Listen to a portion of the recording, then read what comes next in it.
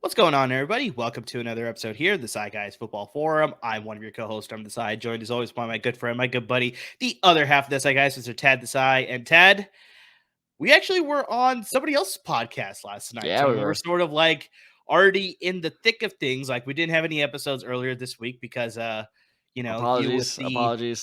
you with the immune system of an infant sort of leading to It's another ailment. I warned you. I warned our listeners. If my kids get something, I'm going to get something. And apparently, one of my students had an ear infection because, I'm literally. It still sounds like everything is underwater right now. But we're gonna try this. And if I'm speaking a little too loud, that's why. So if it's gonna be an interesting experience. Well, the beauty of editing is I can sort of lower your volume in case you are. Oh, thank God for that. So we should be okay on the audio front. But yeah, in case you missed us, we apologize for that. Tad apologizes for that for sure. And yeah, No, we I definitely don't. got some. Don't put words in my mouth. So we got a great episode for you here today, and definitely, we definitely want to highlight our great sponsors at Bet Online because they remain your number one source for all your sports betting needs this entire season. You'll always find the latest odds, team matchup info, player news, and game trends all at Bet Online. And as your continued source for all sports wagering information, Bet Online features live betting, free contests, and giveaways all season long. Always the fastest, easiest way to bet on all your favorite sports and events, whether that's the NFL, the NBA, NHL, MLB, MMA, esports, tennis, boxing, golf. I mean, you name it, you can bet on it on Bet Online. So head to Bet Online today on your computer or mobile device and join, and you can receive a 50% of a welcome bonus on top of your first deposit. All you got to do is use our promo code BELIEVE. That's capital BLEAV. And once again, you can receive a 50% of a welcome bonus on top of your first deposit. Once again, that promo code is BELIEVE, capital BLEAV, and you can receive your rewards. Bet Online, where the games start. So I know the viewers out there missed us. Some of the listeners out there missed us, of course. So we're going to come to you with a great episode today. Tad, what's happening next week? Battlehawks next game. Well, that's actually happening as recording's going on right now. Next game after next that. game for sure. But there's a bigger NFL event, I should probably say more specifically, that's happening Thursday through Saturday. Next show, Thursday to Sunday, I should say specifically. Yeah, it is Thursday through Sunday. It is the NFL Combine, which, okay, hot take here. I'll be interested to hear your opinion on this. I honestly think the NFL Combine is a little overrated. Not that it's not important. Don't get me wrong, because we're about to spend the next 30 minutes talking about it. So it's very, very important. 100%. But I do think teams put a little bit too much stock in this. While I was doing research on this episode, I looked into the bench press record holders. None of them really stood out as NFL players. So this is still, but in a weird way, it makes it still an important event because, it will trick some teams into a bust prospect. I think the big thing with the Combine is it really helps those sort of lesser known prospects really make a name for themselves, because obviously the big names, your Tyree Wilson, your Bryce I go negative, Youngs, you go positive. I love it. Your Bijan Robinson. It's like all these guys already have cemented themselves as being good prospects that teams are already looking at them. They have them high on their draft boards. It's for those other guys like, your Viliemi Fehoko out of San Jose State, your Evan Hull out of Northwestern, your Cody Mock. I know a lot of people sort of mentioned him out of North Dakota State, but to see him at the next level doing these drills, I mean, that's really going to cement a lot of positive things or possibly negative things for lots of these scouts and GMs that are at the Combine. So it's like, I agree with you. You shouldn't take too much stock into the Combine, but I think the biggest thing is just like, some of those prospects where it's like, oh, I never heard of this guy before. Then all of a sudden you see him run the gauntlet as a receiver. You're like, oh, this guy's got sensational hands. I'd love to see him on my favorite team, right? Sort of thing. So I think, it's like, you got to take it with a little grain of salt for sure. And, I went negative Nelly, so let me go positive as we go into the episode. Positive But Pete? What is it? What's it called? I don't know. I have zero positive Pete. What the hell I don't is know. I just came up is with the name with P. it like Pete the Pirate from Dodgeball? Like, I Could don't be. know. But, yeah, great character, by the way. But a lot of people forget this. Chris Johnson was a borderline first round candidate. Yeah. And then he ran at the time a record breaking 40-yard dash time. And that's what solidified him. That's why the Tennessee Titans took him. And we got CJ2K out of that. And yes, like that was a very short lived, kind of high stint.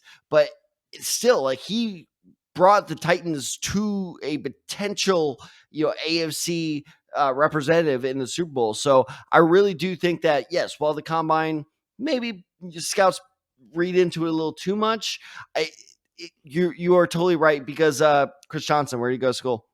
Oh, that was easy. Eastern Carolina. Damn it. Talking about pirates, he was a pirate.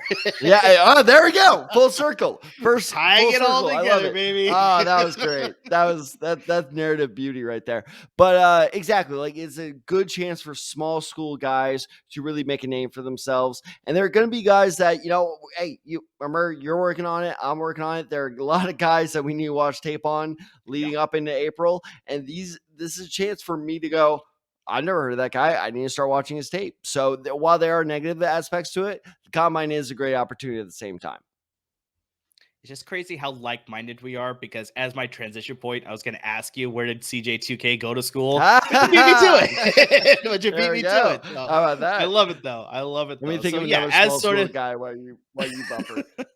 So as Tad already talked about, it's sort of presented here as what our episode is here today. Combine's next week, so we're going to be talking about a couple of guys here, each of us, one on offense, one on defense, that we think can really use the combine as sort of like a launching point for their draft stock. It can, really solidify them as a potential, day 2 pick or a day 1 pick. It could sort of redefine the fact that it's like, they could sort of adjust the positional rankings depending on what positions they play. I mean, just really up their stock in a really big showing here, because like I said, everybody's going to be at the combine. This is one of those things that I know we said that you shouldn't take too much stock into it, but there's a lot of teams that do. So yeah, if you have an impressive showing at the combine, this can really help some of these players here to either solidify their draft status or, like I said, reshuffle the positional rankings maybe and sort of put them up a little bit higher. So real quick, only in the last 15 years, only one player has benched more than 45 reps at 225 at the combine. His name is Steven. I'm probably mispronouncing this. Steven Paella. Where did he go to school? No idea. Oh, wait. I think I know. Oregon State? Ah, damn it. Yes, I think I know exactly the play you're talking about. Defensive tackle out of Oregon State. Yes. I the name is sort of coming back to me now. Yeah. Do you realize how smart we'd be if we don't dedicate this knowledge, this useless knowledge that we have, to other things? Where's the fun in that? Yeah, no, that's a good point. Anyway, carry on. So yeah, we're going to bring up a couple players here. So Tad, let's just sort of jump right into it. Who's a guy that you think, with the combine on the horizon, if he has an impressive showing, that could sort of, like I said, cement him as being one of the premier at his position, or like I said, improve his draft stock where he could go a little bit higher than where some people are sort of projecting him to go in the draft? I don't think he's going to go higher, but I love that word you just used. I love it. Cement his position. And the first player I want to talk about is Tyree Wilson, who, some people call him defensive lineman. I think he's more of an edge rusher, to be perfectly honest. I think if you put him as a true defensive end, he's going to be fine, but he won't be great. And here's why I love that word cement, is because I've seen mock drafts that have him as high as 5.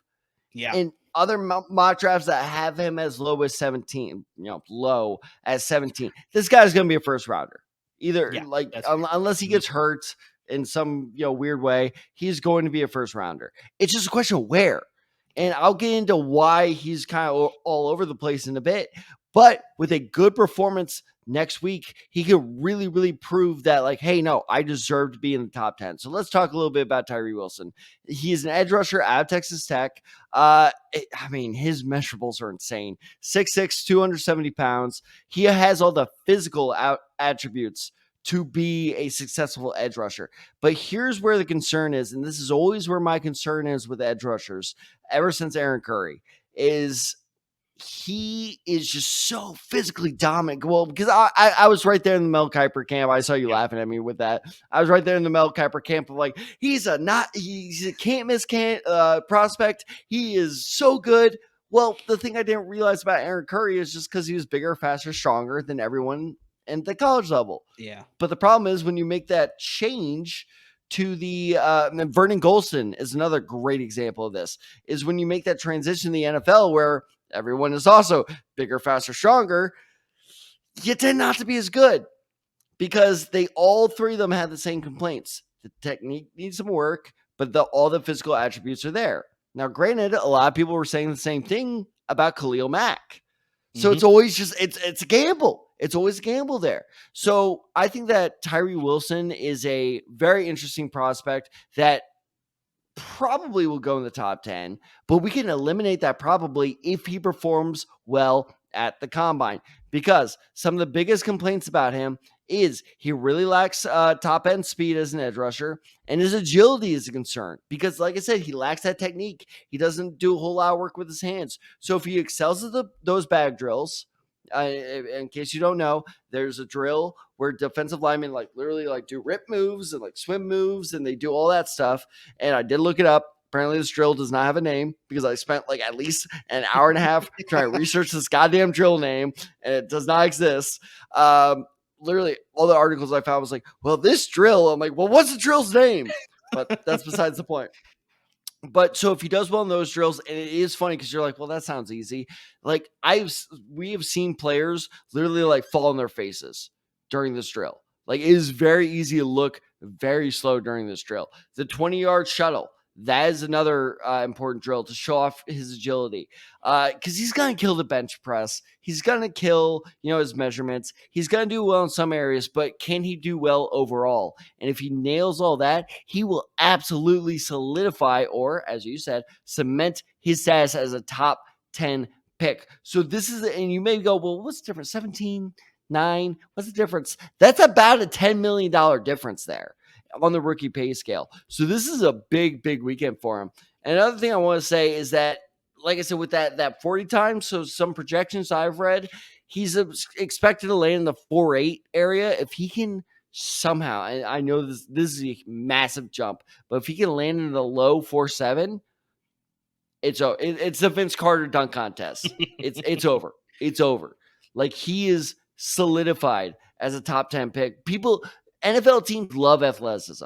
So that's why the combine is so big for him, because if he can show off overall, that's the key, because he's athletic in some areas, but not in others. So if he can show off overall athleticism, this dude will make literally tens of millions of dollars for himself.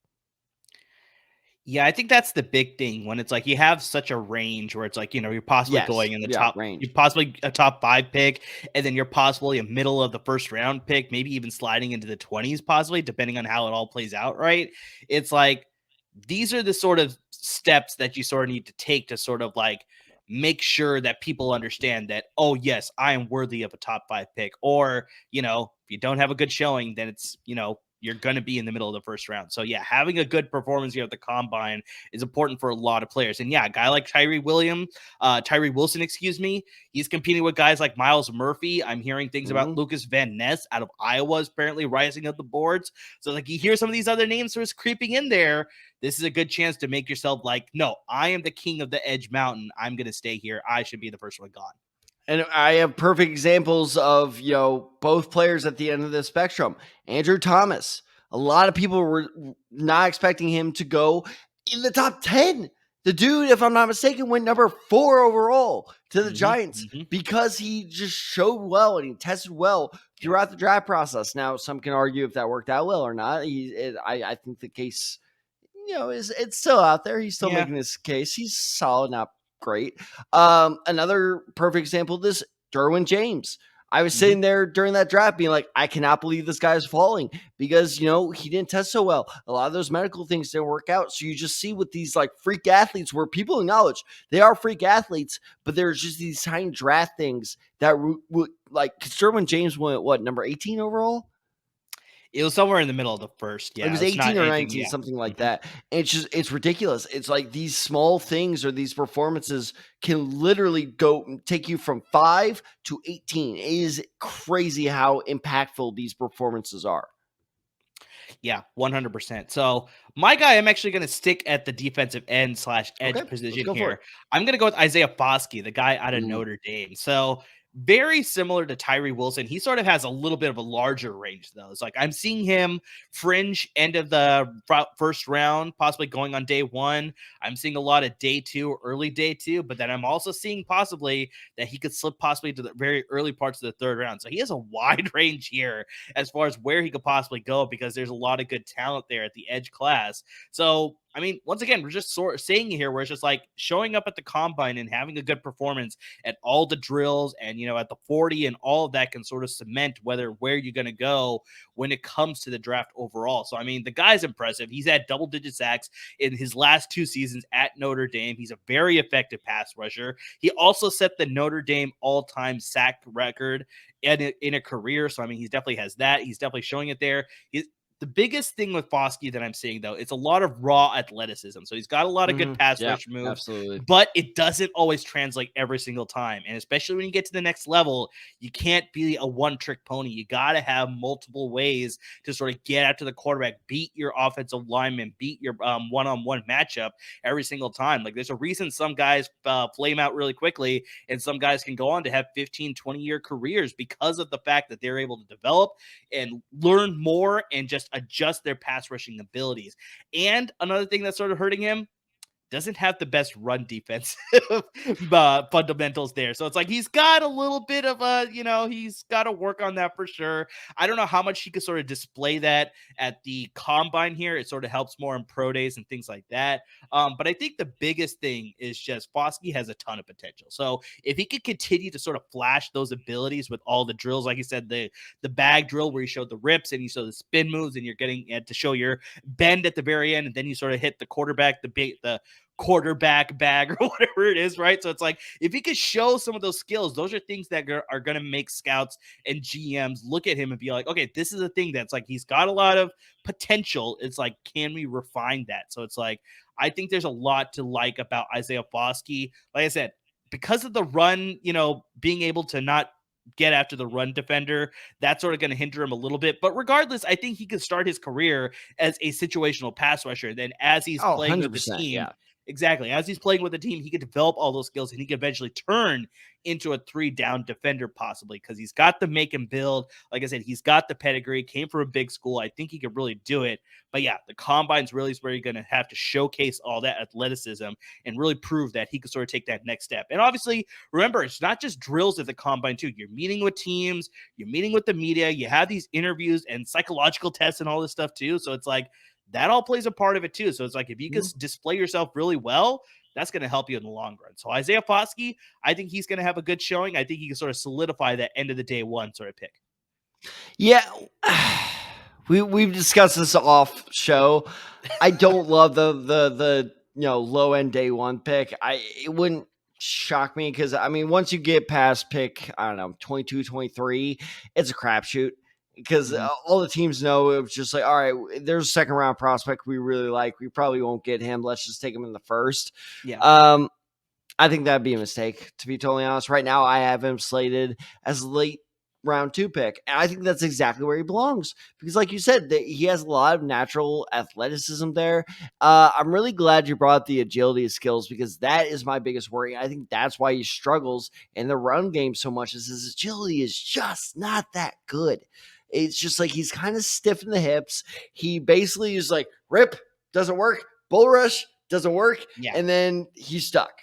And Yeah, that's it. exactly. And Like I said, he needs to develop that sort of yeah, repertoire that he has as far as just like having alternative ways to sort of beat his one-on-one matchup and get into the backfield. So as soon as he can sort of develop that, that will automatically turn him into a better run defender, and obviously it'll help him a lot at getting at the quarterback as well.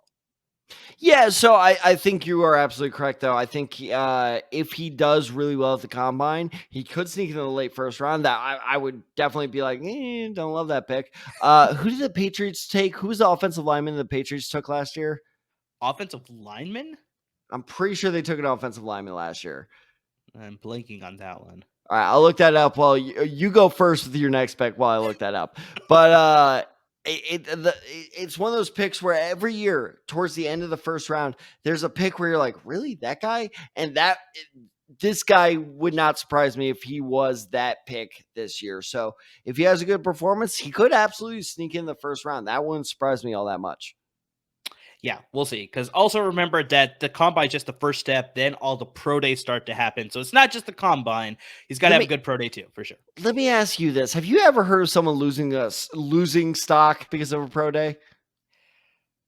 Yeah, I've actually Who? like not Who? Give me an significant, example. Give me an not example. significant. I can't name one off the top of my head, but I remember Yeah, I've because it's seen never happened. like I said, it hasn't been significant, but just a lot of people started to like just add some more question marks to certain players. But overall, they're usually pretty positive. They're It's a definitely set up to make a it's a player dog look and good pony out there. So show. it's like, yeah, It's a exactly. dog and pony show. Yeah. Is it dog and pony show? Is that the saying? Yeah, dog and pony Oh, show. thank God. Okay. I wasn't sure about that. All Anyway, right, so I'm gonna I'll look get up into this my next pick. pick. Yeah, you I'll go. I'm get gonna into look my up this next pick pick. here. So I'm going to shift to the offense here, and LAFB Network's going to be happy with this one. So I'm going to pick Jordan Addison, the wide receiver out of USC. So, Tad, I think it's pretty safe to say that Quentin Johnson is How the dare clear you, cut sir? number one. Is the number one Oh, sorry, I receiver spoke too in soon. this Go position. for it. Yeah, exactly. I know you started jumping the gun here.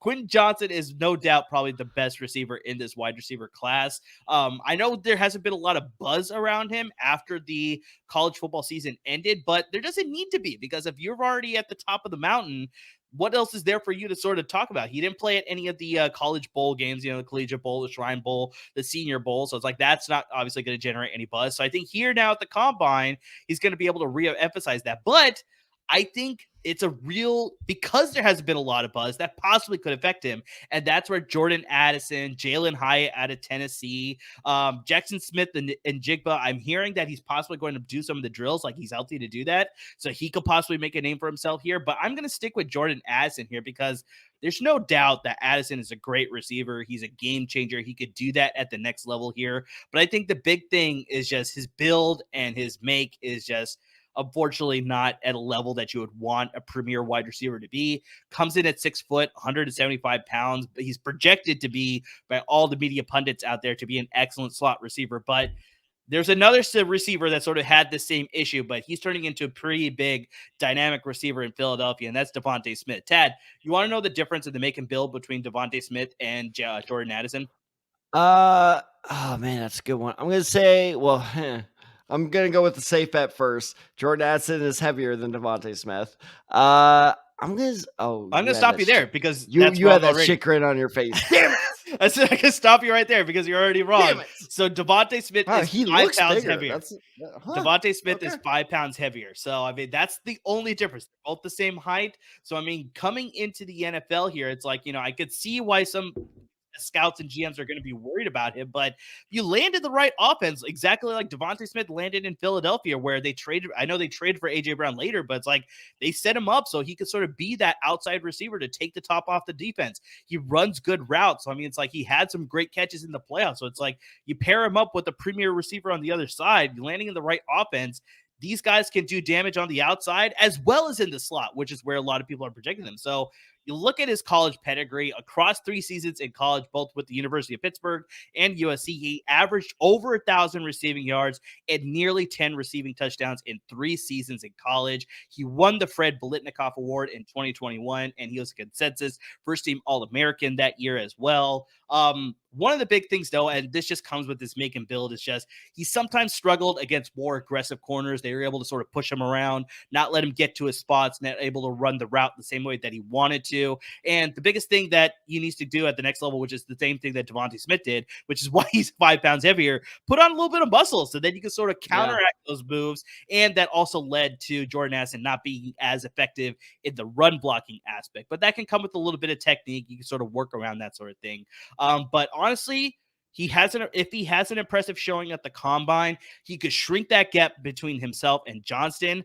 Possibly, if he really has good showing, people will start to think about, oh, if we can get a Devontae Smith type clone receiver in our offense, maybe that's a guy we want to target over a prototypical wide receiver make and build in Quentin Johnston. So, I wouldn't rule it out that possibly a team may value Jordan Addison a little bit higher than QJ if Jordan Addison has a good showing at the combine and then obviously at the pro day. So this wide receiver position group is a little bit, clustered right under Quentin Johnston, but depending on how the combine goes, that gap may shrink a lot.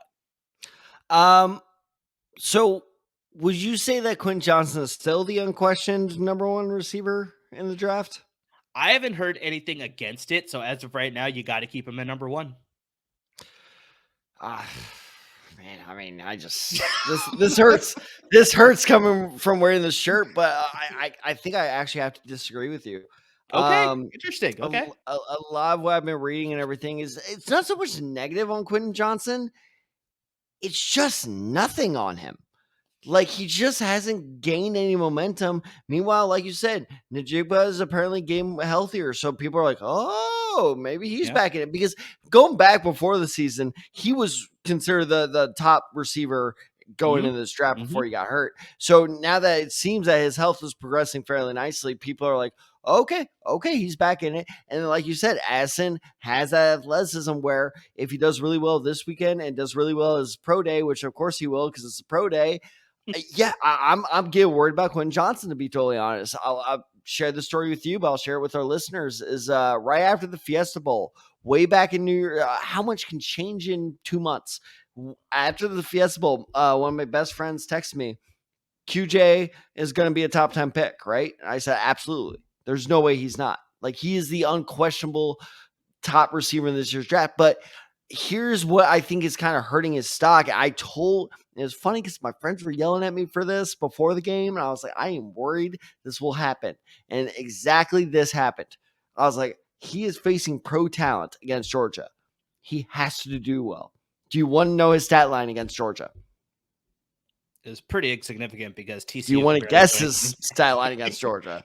I'm going to say maybe 2 catches for 11 yards.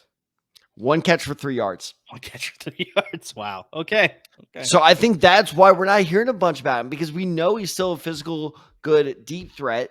But I think that Johnson lacks that top end speed that makes him a true NFL deep threat. I'm not saying that Johnson's going to be a bust before any of my friends listen to this and start texting me that I'm a Judas yet again. I think Johnson deserves to be in the first round. I think he will be the most successful TCU receiver in NFL history. I really do believe that. Not that that's tall bar to clear, but still. Yeah. Fucking Jalen Reagor. But Josh Dodson, anyone? We do not speak his name. But anyway, God, he still probably is my favorite TCU player of all time. I had high hopes for him, actually, because he got drafted in Washington and he looked good to start his career. I was like, okay, this is a good guy. And then he just fell off. It was going to be so cool. Yeah. But I think QJ actually will have a long, successful NFL career. I'm just not sure if he belongs as the top receiver in this year's draft. Jordan Addison's a totally different monster because you can just tell that athleticism is so dynamic and just you can do so much more things with Addison than you can with Johnston. And that's just the objective truth. And so I remind me of your comparison. Devontae Smith for Jordan Addison. Okay, great. I have another. That's why I wanted you to remind me, because it's a very similar comparison. For me, it's a slightly slower Calvin Ridley. Sure. Just tall, athletic receivers that you can use in many ways. So if Addison does well, now here's the thing, is his speed, while good, before these LAFB people also start yelling, I'm just taking fire from all sides here after this episode. Before they yell at me, I'm not saying he's slow. I'm just saying he kind of lacks that really, really good speed that you should look for. But if he can get that 40 time within the 4.4, it's over. It's, again, let's bring back the Vince Carter thing. It's over. He is the first receiver off the board without a doubt. But if his 40 time is a little slower than people think, like a low 4.5, things start getting a little interesting there. Can Najigba, sneak up in there? Can Quentin Johnston keep his spot there? It's going to be fascinating to watch. A lot of the receiver rankings depend on what happens this weekend. So that's an excellent pick. God, I hope Quentin Johnson does not become a Houston Texan. And it's not this Please weekend. don't It's let that next happen. weekend. It's next weekend that all Next this is weekend, going to go excuse me. Yeah. down. And for me, like I said, and then we'll just close it out here, get into your pick. It's just that I'm only saying that Quentin Johnson's number one right now is because while there hasn't been a lot of news around him, it's like you could also throw in the fact that's like no news is good news, where it's like, there hasn't been a lot to challenge him. I don't think that's the case with the draft, TCU though. struggled overall in that game, so it's like there's hard for Quentin Johnson to sort of separate himself anyways. Like Georgia was getting after Max Duggan, so there's not much that he could do as far as timing to get the throw out right. So it's like it's not all on QJ against a good Georgia team. It's not. Right? No, I'm not putting it all on on QJ either. I'm not. But it's one of those things where, okay, Keely Ringo is, a potential first rounder. Yeah. So it's a first round receiver against a first round cornerback, and he couldn't do much against him. And if I'm going to scout, I'm like, that's a little bit worried. I'm not saying that's the end all. Like, all right, we're not drafting this guy. He's off our board. Take that magnet off. Like, throw it in the trash. Like, no, of course, no one's doing that. But it is cause for concern. And scouts overthink this stuff, dude. Like, that's a whole. I really think they should shorten the draft season because it just gives people time to like way overthink stuff. No, that's fair. That's fair. Yeah, I think the combine's going to be a really good separation factor for a lot of these position groups for sure. So let's get into your pick here, Tad. Who do you got as another guy who can either help their stock, improve their stock, cement their stock, whatever it is at the combine? All right. Well, real quick, it was Cole Strange. Cole Strange, yeah. Cole Strange at Chattanooga. I remember that because we were all like, "Who the hell is that?" That's one of those panic picks. We're like, "Notes, where are my notes?" And you're like, "Damn it!" But yeah, so it's like that type of pick at the end of the first round happens all the time. But going into my pick, by the way, is funny because I'm not gonna lie, I did not hear about this guy until about a week and a half ago when I really started doing my research into like some of the more underrated. So I kind of work backwards when I do my scouting. I go from like low round prospects, so 7th, 6th, 5th, and then by the time the draft gets closer, then I start getting into first because by then you pretty much know all you need to know about like who's going the first, and like it's pretty easy to scout those guys. And this is DeWayne McBride, the running back at UAB. So I didn't even look up his stats. Very rarely do I look up guys' stats because that can kind of, mess with your viewpoint of them. So I always look at their tape first, their stats second. I watched this tape. I was like, I love this guy. He has good speed, not great speed, admittedly, and we'll get into that. Good speed. I love like what a balanced running back he is. He can, be a home run hitter, but he also has enough finacity. Yes, that word is coming back to be like, he's not a true trucker like Derrick Henry, which is obviously a tall bar, but he can get you those tough yards when needed. And then he also just has great, you can just tell he's a smart player. Then I decided to look up his stats. Amir, are you aware of this guy's junior year stats? No, absolutely not. Okay. Last year, this past season, he rushed for 1,700 yards, 7 yards a carry, and 19 touchdowns. I don't care what level. Well, you could sound a little bit more impressed then, but I think for me, it's like you see a lot of these college prospects that go to a smaller school and they sort of have inflated stats. They sort of have inflated stats. Look at Jarrett Patterson out of Buffalo. I don't care, dude. Like you put up that much production, you have promise. Oh no, 100%. I'm not saying he does it. I'm just saying that's just like okay. That's fair. I can see why they have inflated stats. But what I'm saying is, even if there are examples of him doing that, there are also plenty of Bailey Zappi put up like 55 touchdowns, and he's better than Mac Jones. Yeah.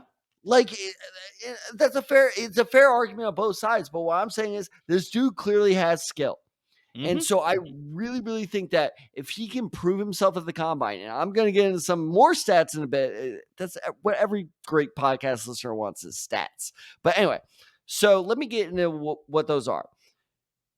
Apparently, he can bench 385 pounds. See, now that's where you're going to wow me. That's impressive. Yeah.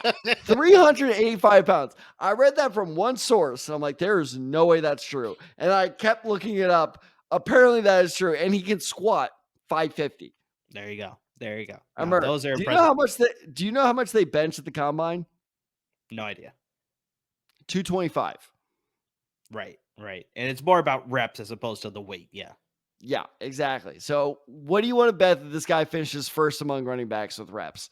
Yeah, it's very possible. It's very possible. The only thing that worries me What is do you that want to bet? You got to lose one if they eventually. count What do you want to if bet? they count fullbacks as part of the running backs, though, that's where he could possibly get lost. Then Shit. that's All right, that's what never worries mind. me. Never mind. Bet's a scrub. Bet's a scrub. Never mind.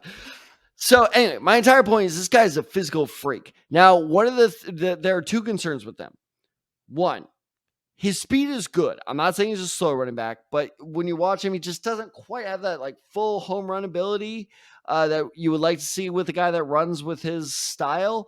So I think if he finishes in the 4 or 5 range, that concern will be kind of quelled. Now, what worries me is every year you have that guy that finishes a little bit below what people expect. So this is why I don't want to say I don't like the combine, but people overanalyze the combine. If he lands in 4 or 5, oh my God, okay, he is fast. We're good. If he lands at 4 or 6, no, he is kind of slow. It's a tenth of a second. Like, it's whatever. But anyway, the real thing I'll be looking out for. So, man, this isn't really fair to you, but screw it, I'll do it. Over under 7 catches he's had this season. Probably under. Well, you're definitely correct there because he's only had 5 catches in the last 2 seasons. Yeah. With those numbers that you sort of gave me for his rushing statistics, sounds like this guy's not a pass catcher. Well, that's the problem, though, is no one knows. We just don't know. Yeah, you can see this because they'll run the drills and you can sort of see the hands that he displays. And I think the receivers run the gauntlet too. So it's like, I think that's something you can sort of see. That's like he has the ability. The running backs, in case you're wondering what the gauntlet is, if you're watching on video, it's when they run down horizontally down the field and they catch the ball, throw it away, catch the ball, throw it away. I don't really love that drill, to be perfectly honest, but it is a good showing of like, oh, how well can you catch? So receiving drills are a huge part of this guy's stock. So he can prove himself as a receiver. He can prove himself as a speedster. If he does well, if he excels in both areas, this guy could play himself from what is currently projected as anywhere from a 4th to 6th round prospect to a solid 3rd round prospect. This guy could, honestly, it wouldn't even shock me because 2nd round running backs seem to be in high. 2nd round running backs are like 1st round quarterbacks. It seems like we're not going to take this guy in the 1st, but the second that 2nd round comes around and their paycheck dips a little bit, there's a run. So it really wouldn't shock me. Yeah, it really wouldn't shock me with a good combine performance if he does play himself all the way into the 2nd round. Because I'm telling you, man, watch this guy's tape. We'll talk about him. I'm going to lose it when he gets drafted on draft day. So be sure to watch our live stream for that. Yeah, so DeWayne McBride, I got a lot of hope for him too. I've seen a lot of great promise from what I've seen on tape as well. So yeah, wouldn't shock me if he ends up slipping into the 2nd round for sure. So those are just a handful of guys that we want to highlight as far as guys that can help their stock when it comes to the combine.